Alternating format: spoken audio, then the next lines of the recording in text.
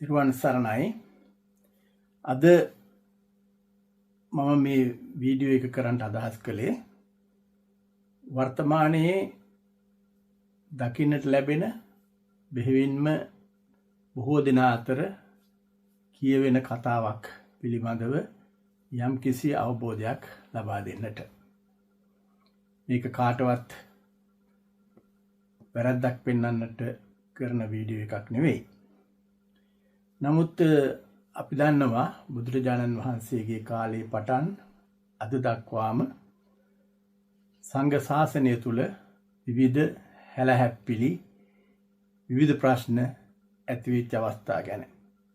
ඒට ප්‍රධානම හේතුව වෙලා තිබෙන්නේ බුදුදහමේ තිබෙන චින්තන නිදහස. බොහෝ දිනාට ඕන දෙයක් ප්‍රකාශ කරන්නට පුළුවන්. ඒක බුද්ධ කාලයේදීත් අපට දකින්නට ලැබුණා. ඒ බුදුදහමේ තිබෙන විවෘතභාවය නිසායි. ඒ නිසා අදත් බුදුදහමේ තිබෙන විවෘතභාවය නිසා ලොව පුරා මේ බුදුරජාණන් වහන්සේගේ දර්ශනය ව්‍යාප්ත වෙද්දී අපි සම්ප්‍රදායානුකූලව ලංකාව වැනි රටවල් වල අනිකුත් ආසියාතික රටවල් වලත් එහෙමයි ථේරවාදී බුද්ධ ආගම පවතින බෞද්ධ වැඩ කටයුතු සිද්ධ කරන ථේරවාදී ක්‍රමයට ඒ රටවල්ලත් මේ ප්‍රශ්න තිබෙනවා. නමුත් අපේ ලංකාවට මේක ඊට වැඩිය වෙනස් ආකාරයෙන් බලපාන්නේ අවුරුදු 2500ක් තිස්සේ බුදුදහම රැකගෙන ආපු භූමිය හැටියට බුදුදහම ග්‍රන්ථාරූඪ කරපු භූමිය හැටියට අපේ භූමිය විශේෂයෙන් වැදගත් ස්ථානයක් හැටියට ලොව පුරා බුදුදහම ගැන සමීක්ෂණ පවත්වන බුදුදහම පිළිබඳ අධ්‍යයනය කරන උගතුන් අතර පවතින ඉතාමත්ම වැදගත් මතයක්. ඒ වගේම ඉතාමත්ම ලංකාව කෙරෙහි බොහෝ දෙනාගේ අවධානය යොමු වීමට ලක්වෙච්ච කාරණයක්. නමුත් මේ කාරණයම අපේ රටේ පවතින මේ බෞද්ධ දර්ශනය විනාශ කරන්නට විවිධ බලවේග ක්‍රියාත්මක වීමටත් බලපාලා තිබෙනවා. අද පවතින්නේත් එවැනි තත්ත්වයක්. අපේ භික්ෂු ශාසනය තුල විවිධ අවස්ථාවන් වලදී අපට දකින්නට ලැබෙනවා විවිධාකාරයේ දේශකයන් ඉස්මතු වෙනවා. අපි හැම පැත්තෙන්ම ගරු කරපු අපේ ගංගොඩවිල සෝමහාමුදුරන් වහන්සේ උන්වහන්සේ බුදුදහම වෙනුවෙන් පුදුම කැපවීමක් කරපු කෙනෙක්. ඒ වගේම නියම බුදුදහමේ තිබෙන අර්ථාන්විත බව ලෝකයාට පෙන්වා දීපු කෙනෙක්. ඒ වගේම සියලුම ජාතිකයන් උන්වහන්සේට ගරු කළා. උන්වහන්සේගේ ධර්මය ඇසුවා. ඒ වගේම උන්වහන්සේගේ ඒ ධර්මය විකාශනය කිරීම තුළින් බෞද්ධ ජනතාව තුළ ඇතිවෙච්ච උද්දීපනය තුළ ඒවාට විරුද්ධව හැමදාමත් අපේ රටේ ක්‍රියාත්මක වෙන බලවේග අන්තගාමී කණ්ඩායම් කතෝලික අන්තවාදය තිබෙනවා. ඉස්ලාමී අන්තවාදය තිබෙනවා. ඒ සියලු දේවල් උන්වහන්සේට බලපෑව නැත්නම් උන්වහන්සේගේ ජීවිතේ නැති කරන්නට තත්වයට පවා ඒ අන්තවාදී කතෝලික සංවිධාන ක්‍රියාත්මක වෙලා උන්වහන්සේගේ ජීවිතය නැති කළා දැන්. ඉතින් ඒ නිසා අදත් අපි ප්‍රවේශම් විය යුතු වෙනවා. අදත් අපේ රටේ දේශකයන්න් වහන්සේලා ඉස්මතු වෙලා දැන් අද මේ අවස්ථාව වෙනකොට මේ කන්නෝරුවේ සිරිදම් මහාමුදුරන් වහන්සේ බොහෝ ජනප්‍රියත්වයට පත් වෙලා ධර්මයේ පැත්තෙන් යම් කිසි දෙයක් කියා දෙන්නට උත්සාහ කරන ආකාරයක් අපට දකින්නට ලැබෙනවා. නමුත් උන්වහන්සේ බලාපොරොත්තු නැති දේවල් වලට මුහුණ පාන්න වෙන අවස්ථාවත් අපිට ඒ ආකාරයෙන්ම දකින්නට ලැබෙනවා. මොකද මම මේ කාරණේ කියන්නේ විශේෂයෙන් මමත් අවුරුදු 44ක් යුරෝපයේ ජීවත් වෙන්නේ ප්‍රංශයේ ජීවත් වෙන්නේ. අපිට කොච්චර බලපෑම ආවත් අපි තාමත් අපේ සිවුර රැකගෙන ඉන්නවා. අපිට විරුද්ධව විවිධ කුමන්ත්‍රණ හැම පැත්තෙම ක්‍රියාත්මක වුණා. තාමත් ක්‍රියාත්මක වෙනවා. නමුත් අපි බෙහෙවින්ම ඉවසීම තුල ඉවසීම පිළිදු කිරීම තුල හැම දෙයකටම මුනිවත රැකීම තුල අපි ඒ දේවල් බොහෝ දුරට ඒ සියලු දේවල් වලට මුහුණ දීලා අපි තාමත් රැකිලා සිටිනවා. නමුත් ලංකාවේ ඊට වඩා වෙනස් ස්වරූපයක් පවතින්නේ. මොකද බුදුරජාණන් වහන්සේගේ දර්ශනය නිසා තමයි අපේ මාතෘ භූමියේ සියලුම ජාතිකයන්ට දෙමළ වේවා මුස්ලිම් වේවා අනිකුත් සියලුම ඒ සියලුම දෙනා මැලේ සියලුම දෙනා කරදරයක් නැතුව ජීවත් වෙන්න පුළුවන් පරිසරය සකස් වෙලා තිබෙන්නේ. ඒක වර්තමානයේ අපේ කාදිනල්තුමා පවා ප්‍රකාශ කරනවා. මොන අදහසකින් ප්‍රකාශ කරනවද දන්නේ නැහැ. නමුත් එතුමා පවා ඒක එහෙම ප්‍රකාශ කරන්නේ මේ බුදුදහමේ තිබෙන වටිනාකම නිසා. ඒ බුදුදහමේ තියෙන වටිනාකම ආරක්ෂා කරගෙන බුදුදහමේ ඉගෙනගෙන විශ්වවිද්‍යාල අධ්‍යාපනය ලබාගෙන බෙහෙවින්ම හොඳ දේශනා කරන්නට ශක්තිය ලැබිලා බොහෝම විශාල පිරිසක් තමන් වටා එක්රැස් කරගන්න ශක්තිය ලබා ගන්නකොට බොහෝ අන්තවාදීන්ට මේවාට විවසන්නට පුළුවන් කමක් නැති තත්ත්වයක් පත් වෙනවා. ඒ නිසා සමහර විට විවිධ දේශනාවන් කරනකොට විවිධ මත ඇති වෙන්න පුළුවන්. නැත්නම් විවිධ ආකාරයෙන් තමන් බලාපොරොත්තු වෙන දෙයට වඩා වෙනත් දෙයක් කියවෙන්නට පුළුවන්. නැත්නම් සමහර දේවල් වැරදිලා කියවෙන්නට පුළුවන්. ඒවා නමුත් දේශනා කරන ස්වරූපය තුළ යම්කිසි දෙයක් තමන් කරන දේශනාවෙන් තමන් බලාපොරොත්තු අර්ථයට වඩා වෙනත් දෙයක් ප්‍රකාශ කරන්නට වටපිටාවේ තිබෙන නිදහස් මාධ්‍ය කලාව නිසා විවිධ දේවල් ඇතිවෙන්න පුළුවන්. විවිධ අදහස් එක එක්කෙනා අතර පෘතුල වෙන්නට පුළුවන්. ඉතින් අද අපිට දකින්නට ලැබෙන්නේ ඒක පහුගිය දවස්වල අපිට මතකයි දේශනාවකදී ඒ සිරිදම් මහා අම්දුරු ප්‍රකාශ කළා.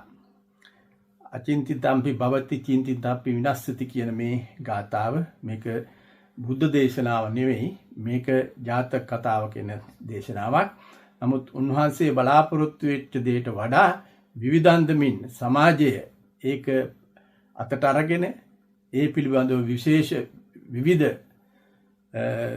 මාධ්‍ය තුලින් විවිධාන්තමේ ප්‍රකාශ නිකුත් කරලා තිබෙනවා අපිට දකින්නට ලැබෙනවා. නමුත් බුදුරජාණන් වහන්සේගේ දර්ශනය කියන්නේ ඒක නෙවෙයි. බුදුරජාණන් වහන්සේගේ දර්ශනය කියන්නේ සත්‍ය. මේ ලෝකේ පවතින සත්‍ය.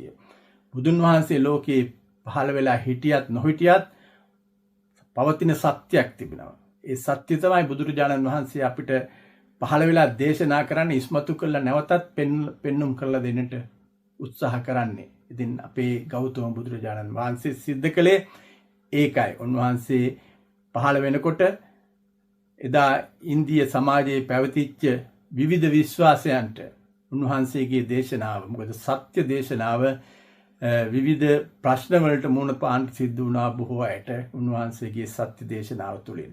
ඉතින් ඒ පවතින සත්‍ය බුදු කෙනෙක් ලෝකේ පහළ වෙන්නේ හැංගීලා තිබෙන ශක්තිය නැවත ඉස්මතු කළා. මෙන්න මේක තමයි පරම සත්‍ය කියලා අපිට පෙන්눔 කරන්නට දේශනා කරන්නේ.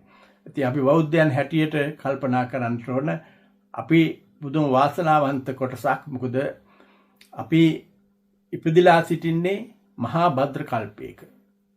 බුදු කෙනෙක් පහළ වෙන්නේ ඊ타ත්ම කලාතුරකින්.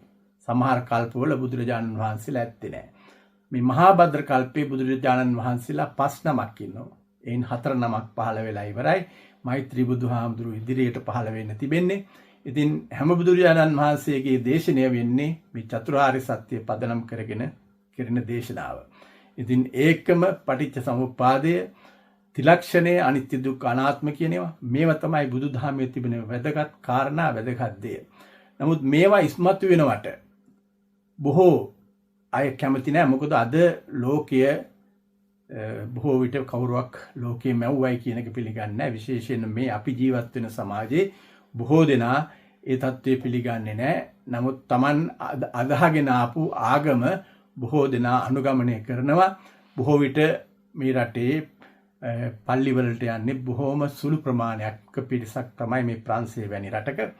ඉතින් ඒ කෙසේ වෙතත් ආගමක් කියන එක තියෙන්නේ ලෝකයේ සියලු දෙනා යහපත වෙත යොමු කරන්නට. ඉතින් ක්‍රිස්තියානි ආගමනුත්, මුස්ලිම් ආගමනුත්, හින්දු ආගමනුත්, බුද්ධ ආගමනුත් ආගමක් හැටියට කෙරෙන්නේ පිරිස යහමඟට පත් කරන්නට කටයුතු කිරීම. ඒක නිසා ආගම් අතර සහජීවනය ඉතාමත් වැදගත් වෙනවා. ඉතින් අපි මේ රටේ හිටියත් සියලු ආගම් සමග වැඩ කරනවා.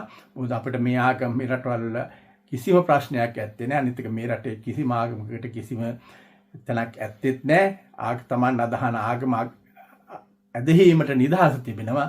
නමුත් මේ අපිට ජීවත් වෙන්නේ ගිහියන්ගේ රටක. ඒක නිසා මේ බොහෝ විට අපේ විහාරස්ථානයට බොහෝ ප්‍රංශ ජාතිකයෝ වෙනවා. රටේ ප්‍රභූවරු හැටියට ඉන්න අය පවා ධර්මය ගැන දැනගන්නට එනවා. ඉතින් ඒ කිසිම එන්නේ බුදුදහම ආගමක් හැටියට නෙවෙයි යාලා පිළිගන්නේ. ඒක එක පැත්තකින් way of life එකක් හැටියට, ජීවන මාර්ගයක් හැටියට පිළිගන්න පිරිස. ඉතින් ඒක නිසා බුදුරජාණන් වහන්සේගේ දේශනේ අන්තර්ගත භාවයත් එකයි. ඉතින් නමුත් මේ රටවල් වල ඒ විදිහට පිළිගන්නකොට සමහර විට අපේ රටේ බුදුදහම ජනප්‍රිය වේගෙන එනකොට කවුරු හරි දේශකයන් වහන්සේ කෙනෙක් පහළ වෙලා ඒ ධර්මය දේශනා කරන්නට කටයුතු කරනකොට විවිධ කණ්ඩායම් ඇවිල්ලා උන්වහන්සේලාට බාධා කරන අවස්ථා අපි දැකලා තිබෙනවා. විශේෂයෙන් පහුගිය දවස්වල මම දැක්කා මේ අශේන් සේනාරත්න විරාජ් පෙරේරා කියන ඒ අය මම වැඩි දන්න අය නෙවෙයි. අශේන් සේනාරත්න ගැන මම අහලා තියෙනවා. ඉතින් නමුත් මේ අය කල්පනා කරන්නේ Taman බෞද්ධයන් හැටියට ඉදිරිපත් වෙලා කටයුතු කරමින් බුදුදහමේ තියෙන වටිනාකම් Tamanට ආවේනික කරගෙන මේ නැගී එන භික්ෂුන් වහන්සේලා, දේශකයන් වහන්සේලාගේ චරිත ඝාතනය කරන්නට, නැත්නම් උන්වහන්සේලාට ඒ එකතු වෙන පිරිස උන්වහන්සේලා වටා උන්වහන්සේගේ ධර්ම කරුණු වටා එකතු වෙන පිරිසට යම්කිසි විරුද්ධව යම්කිසි වැඩපිළිවෙලක් ක්‍රියාත්මක කරන්නට. නමුත් ඒ දේශකයන්න් වහන්සේවත් ඒ தත්ත්වය දන්නේ නැහැ. ඒ නිසා ප්‍රවේශම් වෙන්නට ඕන. විශේෂයෙන්ම Tamanගේ අතින් වැරදි වෙන්නට පුළුවන්. අපි කවුරුත් පෘථග්ජනයි. ඒ නිසා ධර්මයේ දේශනා කරනකොට පවා යම්කිසි දේවල් වරදින්නට පුළුවන්. ඉතින් ඒවයි කැලිය අල්ලගෙන කෙනෙක් ඇවිල්ලා Tamanට සුගතයන් වහන්සේ කියලා ආමන්ත්‍රණය කරලා ඒ Tamanගේ නැගී එන තත්ත්වය අර සමහරු බුදු වෙලා රහත් වෙලා කියලාද ඇතිවෙච්ච තත්ත්වයෙන් ඒ නැගීගෙන එන ඒ භික්ෂුන් වහන්සේලාගේ නැත්තම් මේ දේශකයන් වහන්සේලාගේ தත්ත්වය පහළට හෙලන්නට විවිධ දේවල් ක්‍රියාත්මක වෙන්නට පුළුවන්. මේකට ප්‍රධාන හේතුව වෙලා තියෙන අපි දන්නවා සත්‍ය ලෝකයේ තුල පෘතුල වෙනකොට නැත්තම් සත්‍ය පිළිබඳ දැනීමක් මිනිස්සු අතරට ඇති වෙනකොට බොහෝ අය ඒවට කැමති වෙන්නේ. අපි දන්නවා ආලෝකය පහළ වෙනවට බස්සු බකමූණු කැමති නැතුව වගේම සත්‍ය ඉස්මතු වෙනවට බොහෝ අය කැමති වෙන්නේ නැහැ. මොකද සත්‍ය ඉස්මතු වෙලා આવුතුන් එයාලගේ ඒ නිකායන් වල වැඩ කටයුතු කරන්නට අවකාශ ලැබෙන්නේ නැහැ. බෙහෙවින්ම විශාල බලවේග රාශියක් ක්‍රියාත්මක වෙනවා අපේ රටේ බුදුදහම විනාශය කරන්නට. මොකද අපේ රටවල් වල ඒව කරන්න පුළුවන්. නමුත් මේ රටවල් වල නම් ඒව කරන්න බෑ. හේතුව මේ රටවල එහෙම ආගම් වලට බැඳිච්ච කිසි කෙනෙක් නැහැ. මොකද බුදුදහමත් ආගමක් නොවන නිසා. බුදුදහම කියන්නේ සියලු දෙනාටම පිළිපදින්න පුළුවන් දර්ශනයක්. බුදුරජාණන් වහන්සේම දේශනා කළ තිබුණා. උන්වහන්සේගේ ධර්මය ගත්තම ඒහි පස්සිකෝ කියන ගුණය ඒ ධර්මයේ තුල විශේෂයෙන් තිබෙන ධර්මයේ තිබෙන කරුණු 6න් වැදගත්ම කාරණයක් තමයි ඒහි පස්සිකෝ ඇවිල්ලා බලන්න. මේක විශ්වාසය හා භක්තිය මත පදනම් වෙච්ච එකක් නෙවෙයි. ඇවිල්ලා බලලා මේක හොඳ නම් පිළිගන්න, නැත්තම් අත්හැරලා දාන්න.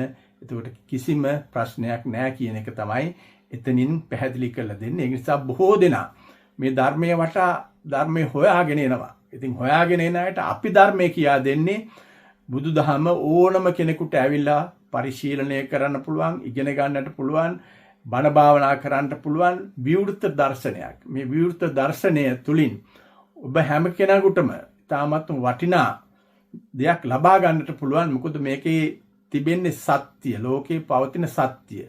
මේ සත්‍ය අවබෝධ කර ගන්නට Taman අදහන ආගම බලපාන්නේ ඕනම ආගම කෙනෙකුට ඇවිල්ලා මේක පරිශීලනය කරලා මේක ඉගෙන ගන්න පුළුවන්. ඒක තමන්ගේ බුද්ධිය වර්ධනය කර ගැනීමක්. මොකද බුදුදහම කියන්නේ බුද්ධියට මූලිකත්වය දෙන දර්ශනයක්. විශේෂයෙන්ම බුදුදහමේ සියලු දේ පදනම් වෙලා තිබෙන්නේ මේ මනස මත. මේ කියන්නේ මනෝපුබ්බංගමා ධම්මා කියන ධර්මතාවය අනුව මනස තමයි සියලු දේටම බලපාන්නේ. මනස මූලික කරගෙන අපි හොඳ දේවල් සිද්ධ කරනවා නම් අපිට හොඳ ප්‍රතිඵලත්, නරක දේවල් සිද්ධ කරනවා නම් නරක ප්‍රතිඵලත් කියන එක තමයි බුදුරජාණන් වහන්සේ අපිට ධම්මපදයේදී උගන්වව ආදාරලා තිබෙන්නේ. ඉතින් මේ කරුණු ගන්නකොට අපි විශේෂයෙන්ම ප්‍රවේශමෙන් බුදුරජාණන් වහන්සේගේ ධර්මයේ ඉගෙන ගන්නවා වගේම ඒ පිළිබඳව අපි ප්‍රැක්ටිකලි නැත්තම් ප්‍රතිපත්තියට අනුව ඒවයි කටයුතු කරනකොට Tamanටම තේරෙනවා මේ ධර්මයේ තිබෙන වැදගත්කම. ඉතින් ඒ නිසා අපි කළ යුත්තේ හැම වෙලාවෙම යහපත් දේ සිද්ධ කරන්නට, බුදුදහමේ උගන්වන්නේ යහපත, හොඳ දේ සිද්ධ කරන්නට. ඒ වගේම කිසි දෙයකින් අපි බැඳලා නැහැ. අපි දන්නවා අපි පංචශීලයේ සමාදන් වුණත් අපිට බල කිරීමක් නැහැ. එතන අපි සමාදියාමී කියලා අපි සමාදන් වෙන්නේ. ඒක රැකීමේ අයිතිය තියෙන්නේ ඒ සමාදන් වෙන එක්කෙනාටමයි. එයාට සමාදන් වුණාම ඒක සමහර විට පැය භාගයක්වත් ඒක ආරක්ෂා කරන්නට සමහර අයට ලැබෙන්නේ නැහැ. මොකද අපි බොහෝ දේවල් පසුපස හඹා යන නිසා. ඒ නිසා පුළුවන් තරම් උත්සාහ ගන්නට ඕන තමන් සමාදන් වෙන පංචශීලය ඒක ආරක්ෂා කරන්නට. ඒක ආරක්ෂා කරොත් ඒක තමන්ට, ඒක ආරක්ෂා නොකරොත් ඒකත් තමන්ට. ඒ නිසා බුදුදහම කියන්නේ කිසි කෙනෙක් බැඳලා තබන දේවල් නෙමෙයි. දැන් පංචශීලයේ අනිකුත් සීලයන් පවා අපි සමාදන් වෙන දේවල්. ඒක නිසා අපි ඔබ්සර්ව් කරන දේවල්. ඔබ්සර්ව් කරනවා කියන්නේ ඒක කොමන්ඩ්මන්ට් නෙවෙයි. ඒක කවුරුවක් දෙන කමාන්ඩ් එකක් නෙවෙයි. ඒක අනුගමනය කියලා නැත්තම් උඹලා මෙති ස්ථානට යනවා කියලා කියන එකකුත් නෙවෙයි. ඒක Taman විසින්ම Tamanටම කරගන්න දෙයක්. ඒක නිසා හොඳ දේ කරොත් හොඳ ප්‍රතිඵලත්, නරක දේ කරොත් නරක ප්‍රතිඵලත් ලැබෙනවා කියන එකයි බුදුරජාණන් වහන්සේගේ දර්ශනේ උගන්වන්නේ. ඒක නිසා ඒ දර්ශනය අපිට ලැබීමත් ඉතාමත් වාසනාවක්. ඒ වාසනාව අපිට දැන් බුදුදහම කියන එක ක්‍රමක්‍රමයෙන් දැන් අවුරුදු 2500ක් ගත වෙලා ඉවරයි. තව 2500ක් පවතිනවා කියන එකයි අපේ විශ්වාසය. නමුත් ඒ පවතිනවා කියන එකේ මේකේ මොන ප්‍රශ්න තිබුණත් දැන් අද උනත් මේ ශාසනය ගත්තම කොච්චර ප්‍රශ්නද අපේ ශාසනය තුල. ඒ ප්‍රශ්න සියල්ලක්ම තියෙද්දිත් බුදුරජාණන් වහන්සේගේ දර්ශනයට පහර ගහන්න කාටවත් පුළුවන්කමක් ලැබිලා නැහැ. ඉතින් භික්ෂු ශාසනය පවතිනවා, භික්ෂුණී ශාසනය කියලා මහායාන ක්‍රමයට පවතිනවා. ඒ වගේම තේරවාද ක්‍රමයටත් අද ලංකාවෙත් පවතිනවා භික්ෂුණීන් වහන්සේලා. ඒ කෙසේ වෙතත් ඒ හැම එකම නියම යථාර්ථය වටහාගෙන අපි කටයුතු නොකර ඉතින් ඒ හැම එකම මූලය වන්නේ නැත්තම් මේ ඒවයින් ඇතිවෙන විවිධ දේවල් නිසා මේ බුද්ධ ශාසනයේ විනාශයටත් ඒවා බලපානවා කියන එකත් අපි කල්පනාවට ගන්න ඕන. ඒක නිසා මේ අවස්ථාවේ අපිට කියන්න තිබෙන වැදගත්ම දේ තමයි අපේ රටේ මේ තිබෙන සම්පත බුදුදහම විනාශ කරන්නට විවිධ බලවේග තිබෙනවා. දැන් අද සමහර විට අපේ රටේ ජනාධිපතිතුමා බොහෝ විට මේ විහාරස්ථාන වලට ගිහිල්ලා ඒ කටයුතු කරනවා. නමුත් ඒ රජයේ ඉන්න සමහර අය ඇමතිවරු කියනවා මේ පිළිම වන්දනාව ගෝත්‍රිකයි, ඒ වගේම බෝගස් වලට වඳින්න එපා. එවැනි දේවල් ප්‍රකාශ කරන ඇමතිවරු අපේ රටේ ඉන්නවා. ඉතින් ඒවා කරන්න දෙයක් නැහැ. ඒකක් සියලු දේවල්ම බුදුරජාණන් වහන්සේගේ දර්ශනය තුළ ඒ කිසි දෙයකට බාධාවක් නැහැ. ඕන දෙයක් විවේචනය කරන්නට පුළුවන්. ඉතින් කාලාම සූත්‍රය අරගෙන බලන්න. බුදුරජාණන් වහන්සේ දේශනා කරන්නේ මේ කාලාම සූත්‍රයේ සඳහන් කරුණු 11 තුළ අපිට බුදුදහමේ තිබෙන නිදහස බෙහෙවින්ම පැහැදිලි වෙනවා. ඒ නිසා තමයි ඕන කෙනෙකුට ඕන එකක් කියලා අපේ 2500ක් තුල පැවතගෙන ඉන්න මේ සංස්කෘතියට පහර ගහන්නට ඒවා අනවශ්‍ය දේවල් බොහෝ විට. නමුත් ඒකවත් තේරුම් ගන්න නැතුව මිනිසුන්ගේ සංස්කෘතියට පහර ගහලා, සભ્યත්වයට පහර ගහලා ඒ සියලු දේවල් විනාශ කරන බලවේග තිබෙනවා. නමුත් ඒ කෙසේ වෙතත් අපේ රටේ මේ අවුරුදු 2500ක් රැකගෙන ආපු මුළු ලෝකයක්ම අපට ගරු කරන්නේ මේ බුදුදහම නිසා. ඒ නිසා අද බුදුදහම නිසා තමයි අපිට මේ රටවල් වල මේ විදියට කටයුතු කරන්න ශක්තිය ලැබිලා තිබෙන්නේ. ඉතින් ඒක ආරක්ෂා කරගෙන ඉදිරියට යන්නට අපි කටයුතු කරන්නට ඕන. ඒ සඳහා අපේ ගරුතර හාමුදුරන් වහන්සේලාටත් බුදුදහම වෙනුවෙන් කැපවී කටයුතු කරන ගරුතර හාමුදුරන් වහන්සේලාටත් ඒ වගේම බුද්ධ දේශනාව නියමාකාරයෙන් පැහැදිලි කරලා දෙන්නට කටයුතු කරන ගරුතර අපගේ හාමුදුරන් වහන්සේලාටත් මේ කටයුතු කරගෙන යන්නට ශක්තිය, ධෛර්යය, නිරෝගී සැප, චිරජීවනයේ ලැබේවා කියලා මා ප්‍රාර්ථනා කරනවා. තෙරුවන් සරණයි.